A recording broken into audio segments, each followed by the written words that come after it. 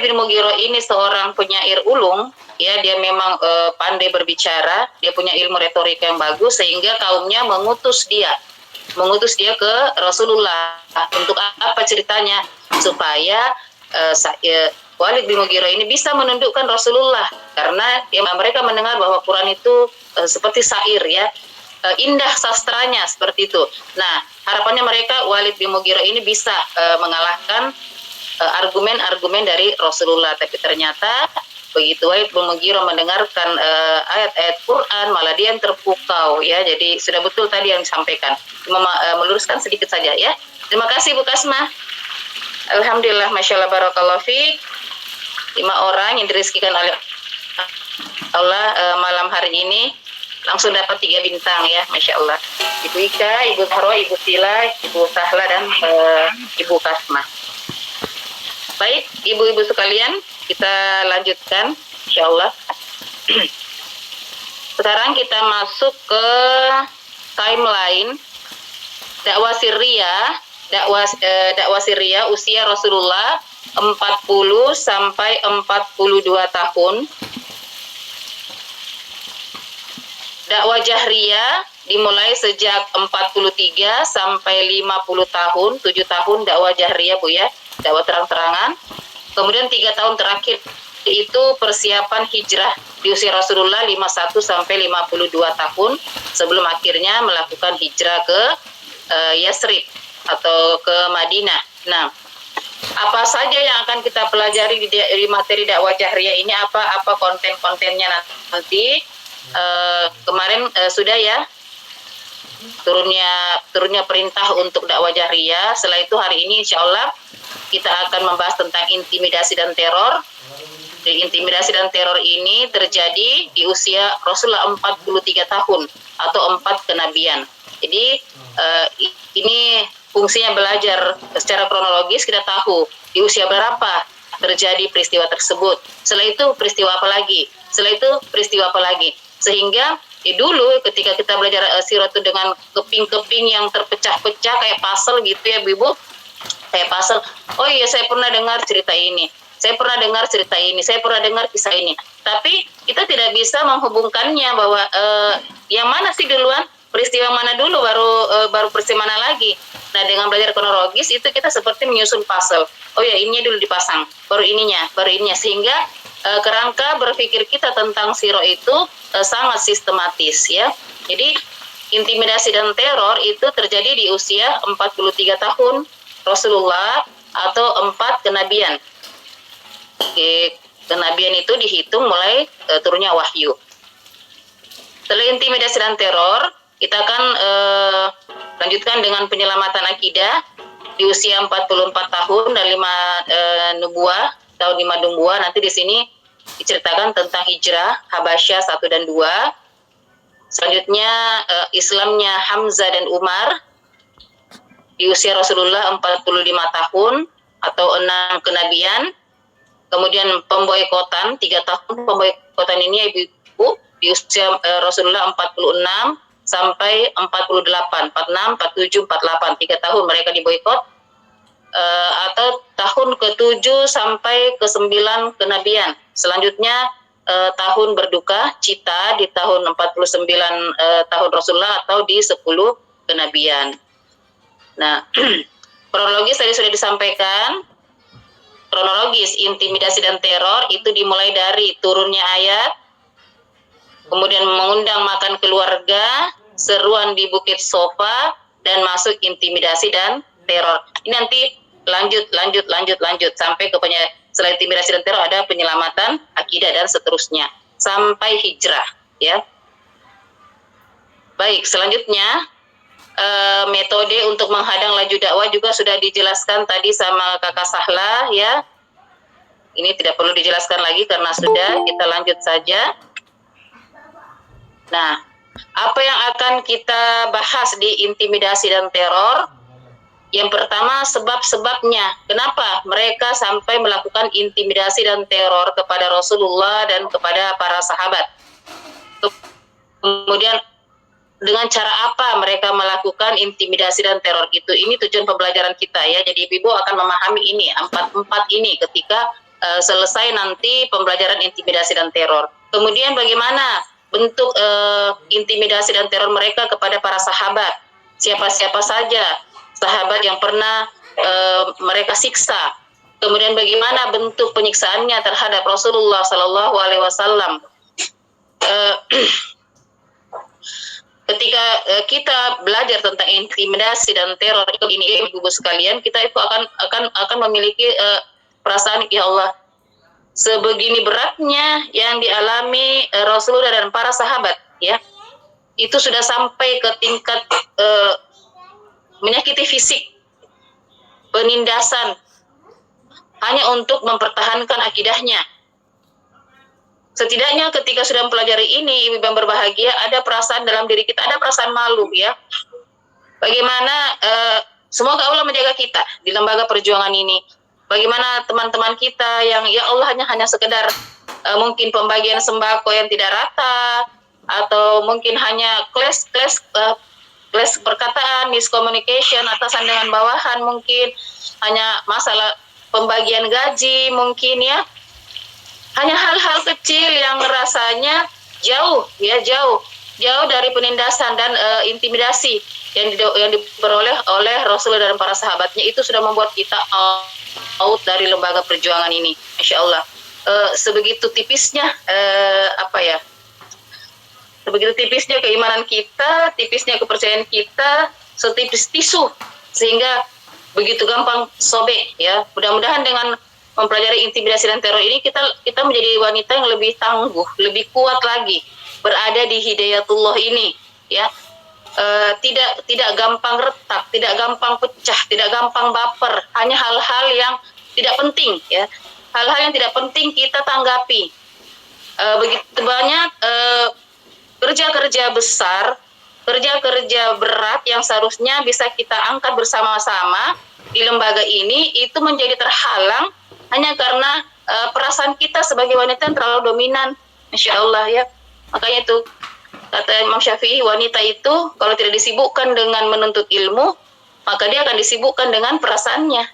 Sehingga memang sudah betul lah, kita memang betul-betul harus menyibukkan diri kita terus berilmu, terus menggali ilmu, sehingga kita menjadi wanita-wanita yang kebal, ya. Wanita-wanita yang tangguh. Baik, kita lanjut, ibu-ibu. Bagaimana metode penyiksaan mereka terhadap Rasulullah dan para sahabat? Itu Masya Allah, kalau kita baca itu sampai meneteskan air mata. Kalau ibu baca dari berbagai literatur, la haula wala quwata illa billah. Sudah ada yang diikat di tiang, di bawah panas matahari, ada yang dikurung dalam ruang sempit, tidak diberi makan, ada yang dicambuk sampai cambuknya itu berbekas darah, membekas di kulit, ya. Ada yang ditanam di pasir yang panas, ada yang dicambuk sampai memar-memar kulitnya dari punggung sampai betis, ya.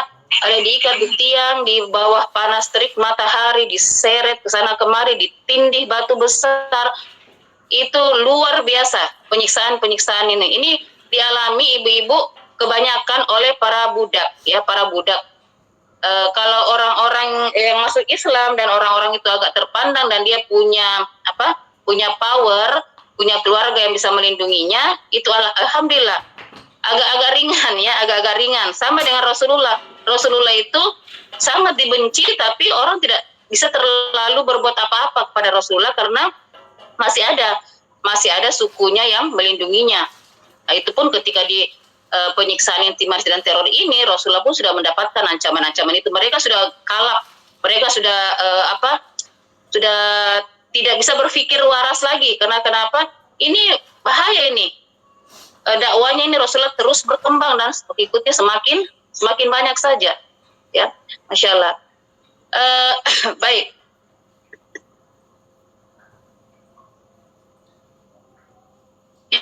Kita kembali ke sebab-sebab dulu, ya.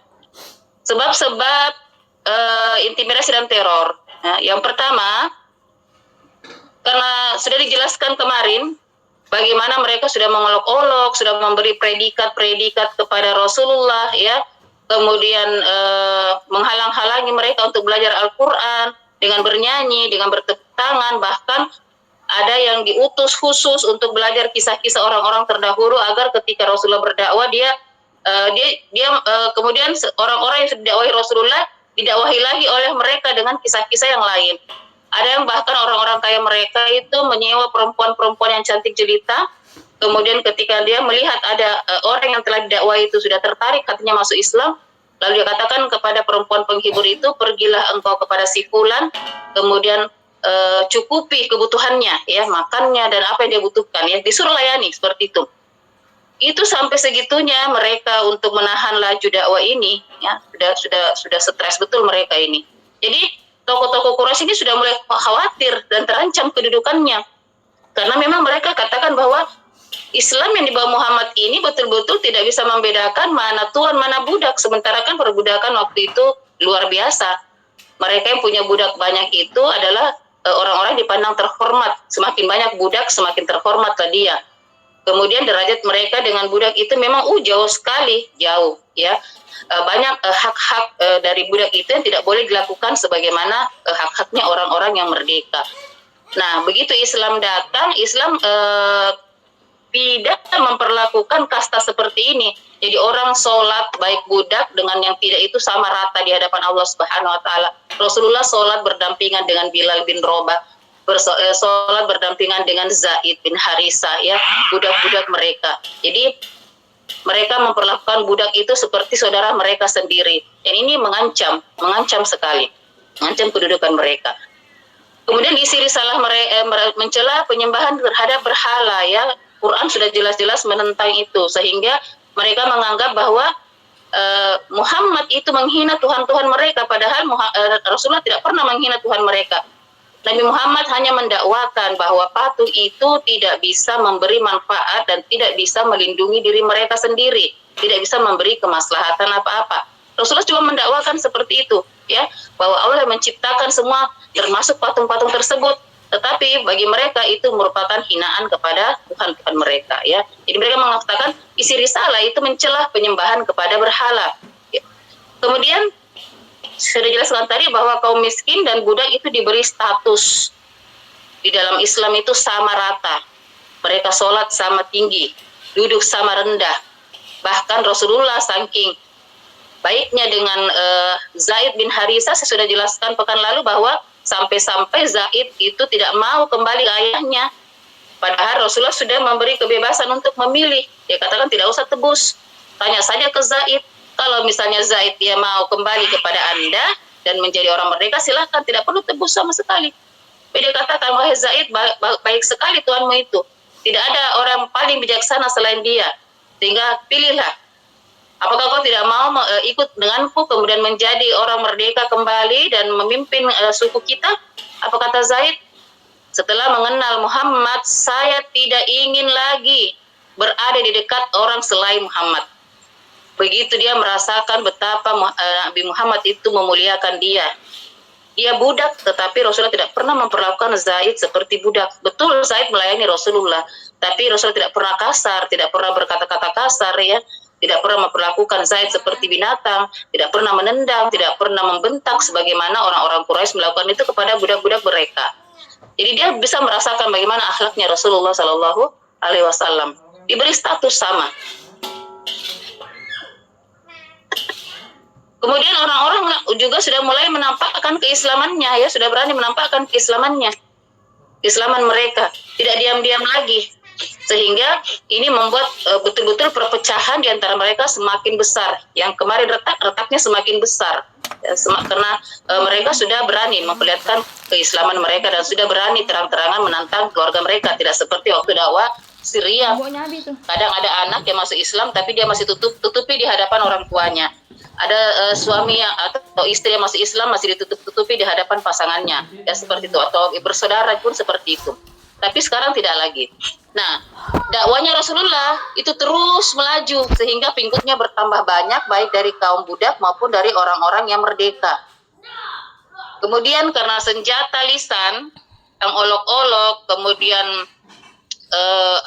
predikat-predikat yang mereka berikan kepada Rasulullah itu tidak sama sekali menghentikan dakwanya Rasulullah.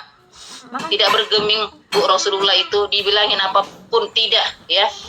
Ya, kalau kita berdakwah suatu tempat kemudian tidak dapat respon atau ada kalimat-kalimat miring, ya mungkin kita sudah tinggalkan itu dakwah, kita sudah merasa tidak enak datang ke situ. Nah ini Rasulullah sudah macam-macam dibilangin, tetap konsisten, ya, tetap konsisten dengan dakwah. Inilah sebab-sebab kenapa sampai mereka melakukan tindakan intimidasi dan teror, ya. Tadi ini terlewat ya Bu, jadi kita langsung ke sini. Nah, bagaimana intimidasi, bentuk-bentuk intimidasi mereka terhadap sahabat-sahabat? Ada beberapa nama sahabat yang dimasukkan ke sini, walaupun ini tidak mewakili semua ya ibu semua. Kalau kita mewakili semua, waktunya tidak cukup. Jadi diambil beberapa nama sahabat yang memang betul-betul mendapatkan siksaan yang luar biasa. Bilal bin Rabah, Masya Allah. Bilal bin Rabah ini ibu-ibu, dia itu budaknya Umayyah, ya, Umayyah bin Khalaf. Nah, ketika diketahui bahwa dia masuk Islam, Umayyah ini sudah sering mencambuk Bilal. Nah ini terus kurang ajarnya lagi si Abu Jahal. Kalau si Umayyah ini mencambuk Bilal, ikut-ikut juga dia pergi mencambuk, ya, si Bilal ini. Tapi disiksa oleh Umayyah, tidak pernah sekalipun terbetik dalam hatinya Bilal bin Rabah untuk kembali ke agama nenek moyang. Padahal setiap kali disiksa oleh Umayyah bin Khalaf itu selalu mewanti-wanti, ya. Apa dia katakan? Wahai Bilal, demi Allah, ya. Dia katakan demi Allah Bu, ya, karena mereka kata-kata demi Allah itu sudah biasa. Demi Allah wahai Bilal, keadaanmu tidak akan berubah, ya. Tetap seperti ini penyiksaannya sampai kau kafir kepada agamanya Muhammad, ya, dan kembali kepada Lata dan Uzza. Masya Allah. Jadi setiap disiksa pasti dia katakan itu kepada Bilal bin Rabah. Tapi Bilal bin Rabah tidak pernah sekalipun apa yang dia katakan, ahadun ahad. Itu saja dengan suara yang lemah.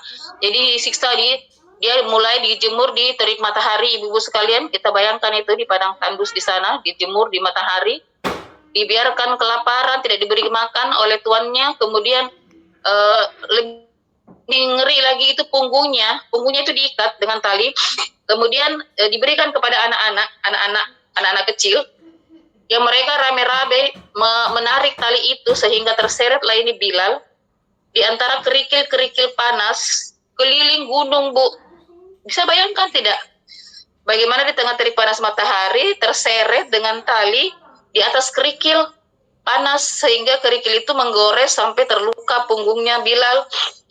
Bekas tali itu membekas di punggungnya, bajunya penuh darah di tengah-tengah terik matahari. Tapi itu tidak pernah membuat si Bilal ini mau untuk kembali kafir, ya. Mau menyembah kembali Lata dan Uzza. Tidak, insya Allah. Sampai terakhir karena si Umayyah ini sudah kehabisan akal. Bagaimana ini, ya? Bagaimana ini kok? Nah, agamanya Muhammad ini kok sampai bisa membuat orang seperti ini disiksa, tidak bergeming. Akhirnya karena dia sudah kehabisan akal, dia ambil batu besar di tengah-tengah terik matahari itu ditindih dadahnya si Bilal, ya, sampai sesak. Sampai Bilal tidak bisa bernafas karena beratnya batu gunung itu menindih dadanya. Disampaikan lagi itu si Umayyah, ya, wahai Bilal, demi Allah, keadaanmu akan tetap seperti ini sampai kau mau kafir dari ajarannya Muhammad dan kembali kepada Lata dan Uzza. Tapi apalagi yang dikatakan si Bilal, ahadun ahad. Cuma itu Bu yang disebutkan terus, ahadun ahad. Walaupun suaranya semakin melemah, Masya Allah, dengan pertolongan Allah. Abu Bakar lewat, kemudian dia menebus Bilal bin Rabah ini. Nah ini Umayyah karena dia pikir tidak ada guna-gunanya nih budak, daripada jadi budak saya terus kurang ajar seperti ini, tidak mau kafir dengan ajarannya Muhammad, mending saya jual saja. Akhirnya Masya Allah Abu Bakar membeli Bilal ini dengan 7 uqiyah. Ya, dalam riwayat ada yang mengatakan 3 uqiyah, ada yang mengatakan 7 uqiyah. 1 uqiyah itu Bu sama dengan 12 dirham atau setara dengan 28 gram emas. Kalau sekarang emas itu harga 1.200.000, ya, kita konversikan. 1.200.000 dikali 28 gram itu sama dengan 33.600.000 dikali 7, ya, kali 7 ya. Jadi Abu Bakar menebus Bilal itu dengan harga kurang lebih 235.200.000 rupiah. Itu Abu Bakar, Bu, demi menyelamatkan Bilal dari tangannya Umayyah. Luar biasa. Utsman bin Affan pun sahabat yang artinya dia punya keluarga besar, si Utsman ini. Itu pun sempat disiksa oleh pamannya, ya. Disiksa walaupun siksanya tidak seberat dengan sahabat-sahabat yang lain yang tidak punya kekuatan, ya, tidak punya power dari keluarganya. Dalam buku Ibnu Hisham Ibnu Hisham meriwayatkan bahwa Utsman bin Affan itu pernah digulung oleh pamannya dalam tikar yang terbuat dari daun kurma, kemudian diasap-asapi di bawah api, Bu, ya. Kayak dipanggang gitu. Ini Utsman mau dipepes ini. Ya, dibungkus tikar pandan, kemudian diasap-asapi dari bawah. Masya Allah, kayak ikan tapa. Itu pun Utsman, ya, setinggal Utsman itu sudah dapatkan teror fisik, ya, intimidasi, menyakiti fisiknya Utsman bin Affan, Masya Allah, oleh pamannya sendiri. Mus'ab bin Umair pun seperti itu, yang kita kenal sebagai pemuda yang luar biasa, pemuda yang kaya raya, orang tuanya yang ketika dia pakai baju itu impor semua. Kalau tidak salah pekan lalu, ya, Kak Sahla membahas tentang Mus'ab bin Umair. Ketika ibunya mengetahui tentang keislamannya itu sampai dibuat kelaparan itu si Mus'ab bin Umair, Bu. Tidak dikasih makan, dikurung dalam ruangan. Tidak juga jerah, ya, tidak bisa. Akhirnya karena sudah dikurung, sudah dikasih kelaparan, tidak juga mau kembali ke agama nenek moyangnya, akhirnya apa? Dia diusir dari rumahnya. Diputus semua fasilitas kenyamanan yang dia peroleh. Tidak ada lagi itu baju-baju impor, tidak ada lagi parfum-parfum yang mahal, ya, tidak ada lagi. Dia pergi dengan pakaian yang melekat di tubuhnya saja. Sehingga ketika dia terusir dari rumah, mulailah, karena kulitnya tidak terawat, diriwayatkan itu kulitnya sampai bersisik, ya, bersisik seperti ular, ya, bersisik gitu karena tidak terawat lagi. Bajunya pun itu penuh tambalan di sana sini, ya, menyedihkan sekali. Artinya tidak terpengaruh Mus'ab bin Umair ini dengan harta bagaimanapun itu, sehingga ini salah satu kenapa Rasulullah juga sampai mengutus Mus'ab bin Umair itu sebagai duta Islam yang pertama, karena dia mau apa lagi, harta dia pernah punya tapi dia tinggalkan, sehingga jika dia dikirim berdakwah, dia strip orang mau sogok dia bagaimanapun itu tidak akan mempan, ya, tidak akan mempan. Dia sudah merasakan kehidupan yang mewah, tapi dia tinggalkan demi Islam. Ada juga Zunairah, ya, dia juga budak wanita asal Romawi. Ini matanya sempat dipukul sampai buta. Nah, ketika dia buta, dikisahkan itu sampai biji matanya keluar. Jadi matanya buta, tidak bisa melihat. Nah, dia dihina dan dilecehkan oleh penduduk Quraisy. Dia katakan, matamu buta itu karena kutukannya Lata dan Uzzah. Akhirnya Zunairah menyangkal, bukan, demi Allah, ini bukan kutukan Lata dan Uzzah, ini adalah kehendaknya Allah Subhanahu wa Ta'ala. Dan kalau dia mengizinkan, maka dia akan menyembuhkan mataku. Maka Masya Allah, luar biasa, keesokan harinya matanya Zunairah betul-betul bisa melihat, sembuh total, ya. Pas begitu sembuh, apa kata penduduk Quraisy? Itu sihirnya Muhammad, ya. Sihirnya Muhammad sehingga bisa membalikkan kembali matanya Zunairah. Kemudian keluarga Ammar, ya. Ammar bertiga, ibunya, Yasir dan istrinya, kemudian Ammar, ya. Itu oleh penduduk Quraisy itu dia diseret ke daerah yang bernama Al-Abtah oleh penduduk Quraisy yang dipimpin oleh Abu Jahal. Jadi keluarga Ammar ini, ibunya itu, jadi Ammar itu lahir memang sebagai budak. Kenapa? Ayah ibunya itu budaknya siapa? Budaknya dari Abu Hudzaifah. Jadi memang keluarga budak, kemudian dia beriman dan diketahui keimanannya, dia berislam, diketahui keislamannya oleh tuannya. Akhirnya Mereka rapat, kemudian rame-rame dia diseret ke Al-Abto, disiksa di situ, ya, disiksa. Abu Jahal pun ikut menyiksa di situ, banyak rame-rame, banyak pembesar Quraisy yang menyiksa mereka di situ. Akhirnya ayahnya si Yasir mati, meninggal di situ ketika penyiksaan, ya. Jadi inilah keluarga Yasir dan istrinya adalah keluarga yang syahid, ya, mati syahid pertama kali dalam Islam. Kemudian ketika suaminya mati, ibunya Ammar itu mati ditombak, ya. Jadi tombak itu tembus dari punggungnya ke depan, ditombak. Ammar sendiri, masya Allah, itu dijemur di panas matahari, kemudian dadanya ditindih batu seperti Bilal. Di lain waktu lagi dicemplungkan ke air, ya, dicemplungkan ke air itu, kepalanya ditahan dalam air sampai dia tidak bisa bernapas lama di situ, sampai dia beberapa kali pingsan gara-gara dicelupkan itu kepalanya ke dalam air, sampai antara sadar dengan tidak, di setengah-setengah kesadaran dia dipaksa, Kamar, kamu akan dibeginikan terus sampai kau mau mengingkari agamanya Muhammad. Karena sudah tidak tahan, ya, dia tidak tahan dan antara sadar dengan tidak. Akhirnya dia iakan, ya, dia sebutkan, dia penuhi apa kemauannya orang-orang kafir Quraisy itu. Dia ingkari ajarannya Nabi Muhammad, kemudian dia mengakui Lata dan Uzza sebagai Tuhannya. Setelah itu dia dilepaskan. Begitu lepas dia merasa sangat menyesal, kemudian lari kepada Rasulullah, mengadu kepada Rasulullah, ya, bahwa dengan mulutnya dia sudah mengucapkan itu, jadi dia melakukan taqiyah. Dengan mulutnya dia mengucapkan itu, tapi hatinya sebenarnya menolak, dan Rasulullah menerima taqiyahnya, dan itu diperbolehkan, ya. Jadi inilah dalilnya kenapa taqiyah itu diperbolehkan ketika dalam keadaan terdesak dan terancam. Tapi kata Rasulullah, jika kita menyerahkan diri dan mati dari jalan syahid, itu lebih baik di sisi Allah Subhanahu wa taala, ya. Ada juga Khabbab bin Al-Arab, dia ini budaknya Utbah bin Ghazwan, ya.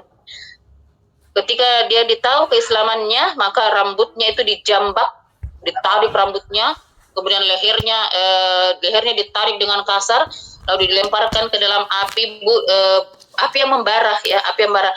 Jadi ini Khabbab bin Arad ini dulu sebelum dia masuk Islam, dia itu dia pandai besi, ya, pandai besi. Jadi di tempat kerja itu memang banyak besi-besi yang membara-membara. Nah, di situ dilemparkan itu ke dalam api yang membara itu, bisa dibayangkan bagaimana tubuhnya itu hangus ketika dilemparkan.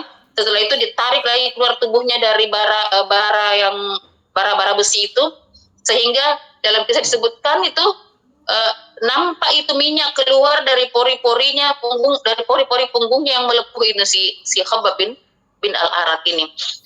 Ini luar biasa penyiksaan, dan masih banyak lagi. Ini cuma sebagian kecil sahabat yang disebutkan di sini, dan masih banyak lagi siksaan-siksaan begitu beratnya, Ibu, tapi tidak pernah melalaikan mereka dari mengingat Allah Subhanahu wa taala. Tidak menyurutkan langkah mereka untuk tetap beriman. Bagaimana kalau hal itu terjadi pada kita, insyaallah, ya? Bagaimana kira-kira tiba-tiba nanti Indonesia pun seperti di Gaza sana? Apakah kita masih bisa mempertahankan keimanan kita? Ya. Yang padahal hal-hal sekecil saja seperti disebutkan tadi, kita sudah baperan setengah mati. Bagaimana? Masya Allah. Ini yang disebutkan dalam surah Al-Baqarah 214. Am hasibatum an tadkhulul jannah. Apa kau kira kau masuk surga? Ya. Walamma yatikum matsalul ladzina khalau min qablikum. Padahal belum pernah datang kepada kamu siksaan, ya, cobaan sebagaimana diberikan pada orang-orang sebelummu. Ini yang para sahabat rasakan, ya. Jadi surah Al-Baqarah 214 ini menceritakan belum pernah datang kepadamu siksaan seperti yang mereka rasakan itu, ya. Yang para sahabat rasakan waktu itu, penyiksaan-penyiksaan yang mereka rasakan, pedihnya sakit, tergores, terbakar, ya, dicambuk, diseret, belum pernah. Ya, terus kita mengharapkan masuk surga, bagaimana ceritanya? Ya Allah, ya Rabbi, belum pernah. Masathumul ba'sa wa dharra, mereka ditimpa malapetaka dan kesengsaraan, wa zulzilu, serta guncangan, hatta yaqula ar-rasul wal ladzina amanu, sampai Rasulullah dan orang-orang beriman itu pernah berkata, mata nasrullah, kapan pertolongan Allah itu datang? Kapan pertolongan itu datang? Ala inna nasrullahi qarib, ketahuilah sungguhnya pertolongan Allah itu sangat ya.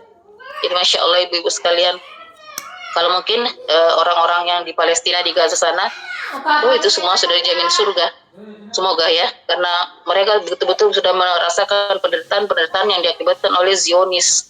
Ya kita ini yang hidup di Indonesia ini ya, Masya Allah, yang dari hari ke hari pikiran kita itu hanya bagaimana ya saya bisa bikin rumah, bagaimana saya bisa ini, bagaimana saya bisa ini, tanpa terbetik sama sekali bahwa sebenarnya memperjuangkan Islam itu berat sekali.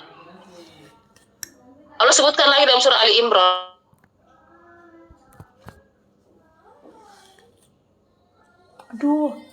kau akan masuk surga walamma ya'lamillahu alladhina jahadu minkum, padahal belum nyata bagi Allah orang-orang yang berjihad di antara kamu ya, wa ya'lamas sabirin, dan Allah belum tahu orang-orang yang sabar di antara kita. Masya Allah. Jadi Allah berikan kita di lembaga perjuangan ini ibu-ibu sekalian, kalau kita tidak bisa menerima belum bisa menerima cobaan-cobaan seperti yang ditimpakan kepada para sahabat, setidaknya inilah dulu Ali Imran ya, agar Allah tahu siapa di antara kita yang berjihad sungguh-sungguh, berjihad dengan hartanya, berjihad dengan pikirannya, berjihad dengan tenaganya, ikhlas karena Allah Subhanahu wa taala, tidak sampai bertengkar dalam rapat hanya gara-gara potongan-potongan gaji misalnya, tidak bertengkar di forum-forum hanya karena sembako tidak pembagiannya tidak rata, hanya karena tidak sependapat, ada hak-hak kita yang tidak terpenuhi. Itu sangat kecil Bu, hanya kecil sekali ya, kecil sekali. Allah belum melihat orang-orang berjihad di antaramu, dan belum nyata bagi Allah orang-orang yang sabar. Sekarang kita lihat bagaimana intimidasi mereka terhadap Rasulullah Shallallahu Alaihi Wasallam. Tadi sudah sahabat memikirkannya saja, membayangkannya saja itu luar biasa menyakitkan sekali. Ngeri ya, ngeri. Seandainya kita tertusuk duri saja itu setengah mati meringis Bu ya, sakit gigi saja itu sudah tidak punya semangat bekerja, baru sakit gigi belum dapatkan siksaan-siksaan fisik seperti itu. Rasulullah pun yang ketika sahabat diintimidasi, Rasulullah melarang mereka untuk sholat di di pelataran Ka'bah. Beliau tetap melakukan sholat di situ seorang diri Bu ya, seorang diri. Ini adalah nama-nama yang pernah melakukan teror fisik pada Rasulullah Sallallahu Alaihi Wasallam. Abu Lahab ya, Abu Lahab bin Abdul Muttalib, ini kalau mau dipikir ya Ibu, pamannya Rasulullah sendiri yang pernah memerdekakan Suaibah untuk Rasulullah ketika Rasulullah lahir, yang pernah sangat sayang dan cinta kepada Rasulullah Sallallahu Alaihi Wasallam karena Rasulullah adalah keponakannya. Ya. Suatu hari Rasulullah sholat di Ka'bah, kemudian dia datang membawa batu besar, ya, kemudian mau melemparkannya kepada Rasulullah, dan orang-orang Quraisy itu berkumpul di sana menunggu tindakannya Abu Lahab. Ya, bagaimana dia menjatuhkan batu itu ke kepala Rasulullah. Hampir saja Bu, sudah dilemparkan, kemudian tumitnya kena dan berdarah ya. Oh, itu yang Abu Jahal, ini Abu Lahab yang tetap tumitnya. Kemudian meletakkan jeroan-jeroan di depan rumah Rasulullah. Ibu-ibu perlu ketahui bahwa itu kan di sekitar Ka'bah banyak berhala-berhala. Nah, kemudian mereka melakukan penyembelihan untuk disembahkan kepada berhala-berhala. Setelah mereka sembelih itu, mereka biarkan saja tergeletak di situ, sehingga hewan-hewan kurban tadi itu membusuk di situ bersama dengan kotorannya, bersama ususnya. Itu pemandangan yang sudah biasa di situ ya, joroknya mereka itu. Nah, itu jeroannya, isi perutnya oleh si Abu Lahab ini kadang diletakkan di depan rumah Rasulullah SAW, tempat persis ketika Rasulullah membuka pintunya. Bayangkan kalau ibu-ibu buka pintu pagi-pagi ada hal-hal seperti itu. Jadi tapi Rasulullah tidak pernah marah, tidak pernah berteriak-teriak, tidak pernah mengajak pamannya berkelahi, tidak pernah. Beliau cuma menyingkirkannya, ya, menyingkirkan saja. Belum Abu Lahab, belum istrinya lagi. Istrinya suka membawa ranting-ranting duri, kemudian menaburi duri di setiap jalannya Rasulullah, ya, di jalannya Rasulullah. Makanya disebutkan dalam surah Al-Lahab ini suami istri ini luar biasa. Disebutkan dalam Al-Quran, wa mratuhu hammalatal hatab fi jidha hablum min masad. Karena itu kerjaannya setiap pagi, bawa ranting-ranting berduri, kemudian menaburi di mana jalan tempat jalannya Rasulullah. Padahal dia ini disebut dengan Ummu Jamil, orangnya sangat cantik. Ya, nama aslinya Aura, tapi karena dia mempunyai paras yang sangat cantik, kemerah-merahan wajahnya, makanya disebut dengan Ummu Jamil. Tapi masya Allah kelakuannya tidak sama dengan wajahnya. Walid bin Mughirah saya tidak perlu jelaskan karena tadi sudah dijelaskan bagaimana dia membuat statement sebagai tukang sihir karena kesombongannya, ya. Walaupun dia sudah hampir beriman, tetapi karena tekanan dari kaumnya, akhirnya dia membantah itu, ya. Fa inna fakkar wa qaddar wa qutila kaifa qaddar summa qutila kaifa qaddar summa nazar summa abasa wa basar summa adbar wastakbar wa qala in hadza illa sihru yusar. Padahal dia sudah akui bahwa itu kebenaran. Kenapa dia tiba-tiba bilang seperti lagi, ya? In hadza illa qaulul bashar. Quran itu cuma perkataannya Muhammad. In hiya illa sihru yusar. Itu Quran hanya sihirnya Muhammad. Padahal dia sudah akui. Dia sudah hampir beriman, tapi dia kembali kafir hanya karena takut pada tekanan-tekanan kelompok-kelompoknya. Jadi dia ini mau mirip-mirip dengan Abu Jahal, ibu sekalian. Abu Jahal itu kan diberi gelar Abu Jahal juga seperti itu karena sebenarnya dia mengakui agama Islam itu sebagai agama yang benar. Dia mengakui karena pendengar saya sudah pernah ceritakan mungkin bagaimana dia diam-diam mendengar, ya. Nah, diberi gelar Abu Jahal karena kesombongan, fanatisme kesukuannya sampai dia menolak agama Islam. Apa yang dia katakan waktu itu? Golonganku dan golongannya Muhammad itu selalu bersaing. Ketika dia mengurus memberi makan orang-orang jemaah haji, kami pun melakukannya. Ketika dia berperang menghadapi musuh, kami pun melakukannya. Jadi dia selalu bersaing dengan kelompoknya Nabi Muhammad. Lalu dia katakan, sekarang kelompoknya Muhammad, sukunya ada nabinya. Kalau saya beriman, maka kalahlah kami karena kami tidak mempunyai nabi. Seperti itu. Sehingga dia tidak mau menerima Islam hanya karena fanatisme kesukuan. Tidak mau sukunya kalah oleh suku yang lain. Ubay bin Khalaf, ya, pernah menumbuk tulang. Jadi kalau dia sudah lihat Rasulullah mau keluar dari Ka'bah, dari beranda Ka'bah untuk habis sholat, dia tumbuk itu tulang hewan yang berserakan itu, ya, yang sudah dimakan ulat, isi-isinya, daging-dagingnya, tertinggal tulangnya kering-kering di situ. Itu dia ambil, dia tumbuk sehingga menjadi serbuk. Kemudian ketika Rasul lewat, dia hembuskan abunya itu, lalu mengenai wajahnya Rasulullah hingga masuk ke matanya Rasulullah. Itu yang dia lakukan setiap kali Rasulullah lewat, ya. Kemudian Uqbah bin Abi Mu'id ini membawa kotoran unta lalu menempahkan ke punggungnya Rasulullah saat sujud. Dia pernah juga mencekik Rasulullah.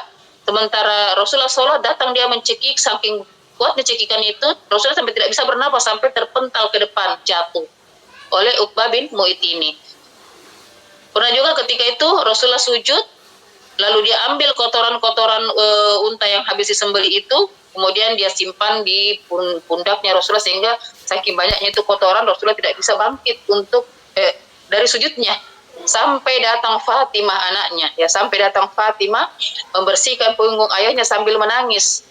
Lalu dia katakan, setelah dia selesaikan sholatnya, dia katakan, wahai Fatimah, berhentilah menangis. Ya, dengan lembut Rasulullah menyapa putrinya. Dia katakan, Allah akan menolong ayahmu ini. Dan betul saja, Bu Uqbah bin Abi Mu'id itu semuanya terbunuh di perang Badar. Jadi Uqbah bin Mu'id ini saking ngerinya siksanya kepada Rasulullah sampai turunlah surah Al-Furqan ayat 27 sampai 29. Ya. Karena ceritanya dia itu sudah hampir terpengaruh dengan dakwahnya Rasulullah. Dia sudah terpengaruh, sudah mau masuk Islam. Tapi begitu dia ketemu dengan Abu Jahal bilang begini, haram mukamu bertemu dengan mukaku, dan haram ucapanku bertemu dengan ucapanmu, sampai kau mau meludahi itu Muhammad. Ya. Nah, mendapat tekanan seperti itu, akhirnya betul-betul dia lakukan. Ya, dia lakukan.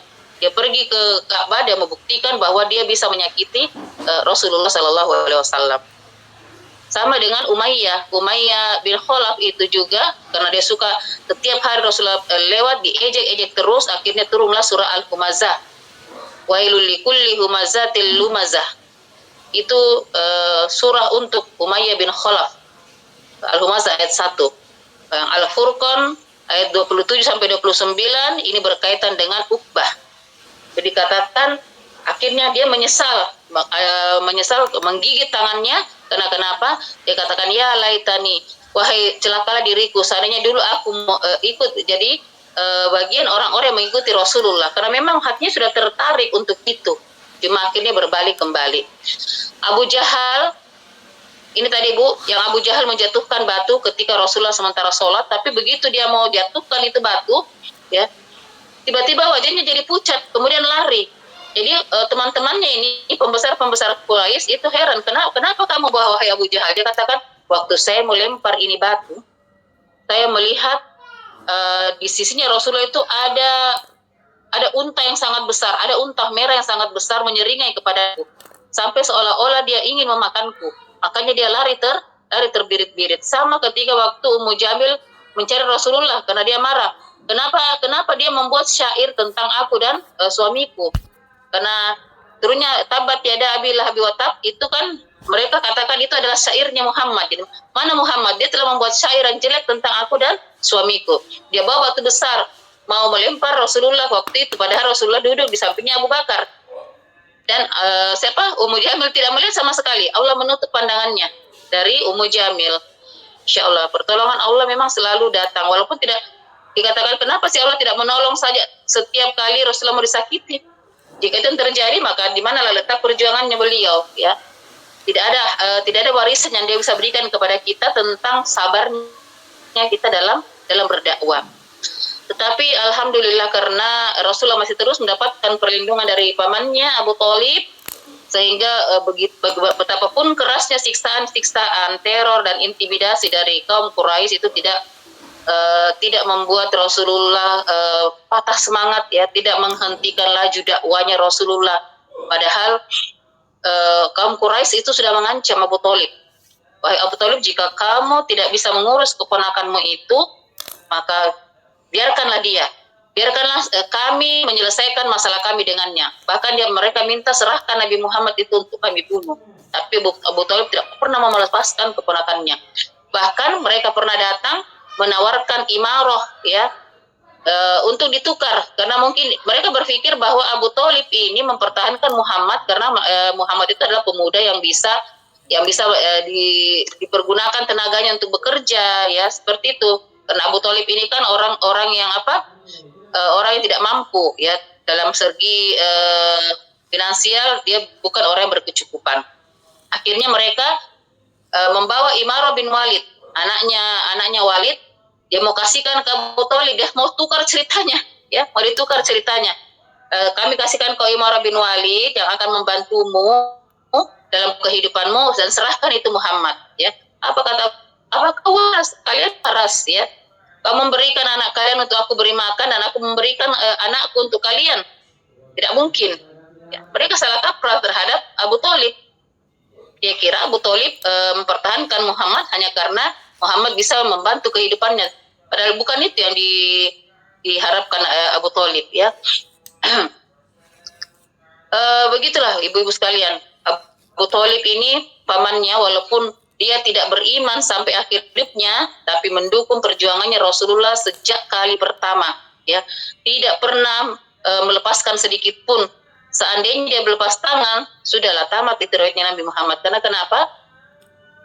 Ini suku-suku ini semua, tapi karena paman yang melindunginya dengan seizin Allah tentunya, ya, perlindungan Allah melalui Abu Thalib. Alhamdulillah Nabi Muhammad bisa menyelesaikan tugas dakwanya selama 13 tahun di kota Mekah. Akhirnya ketika Abu Thalib meninggal, sempat Rasulullah membujuk agar pamannya ini mau masuk Islam. Tetapi hebatnya lagi, sampingnya ada Nabi Muhammad membujuk, ini Abu Lahab CS, itu ada terus juga di situ, ancam-ancam terus juga ini Abu Thalib, ya, jangan sampai dia beriman, jangan sampai dia meninggalkan agama nenek moyang. Antara bimbang, akhirnya Abu Thalib sampai akhir hayatnya tidak beriman. Tetapi kata Rasulullah, Abu Thalib mendapatkan neraka yang paling ringan. Hanya apinya itu hanya sejengkal, ya, sejengkal dari mata kaki. Itu neraka yang paling ringan.